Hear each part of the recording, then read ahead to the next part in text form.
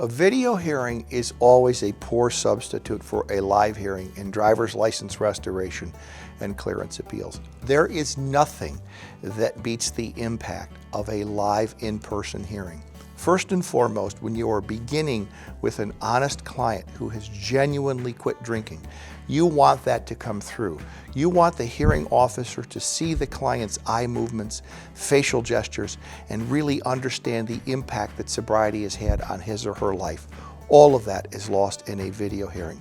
If you can imagine buying tickets to a concert and being told that about half the tickets sold will be for the live performance and the other half will get a pass to watch it online on their laptop, then you understand exactly how poor a substitute a video hearing is for a live in-person appearance. Nothing beats a live hearing.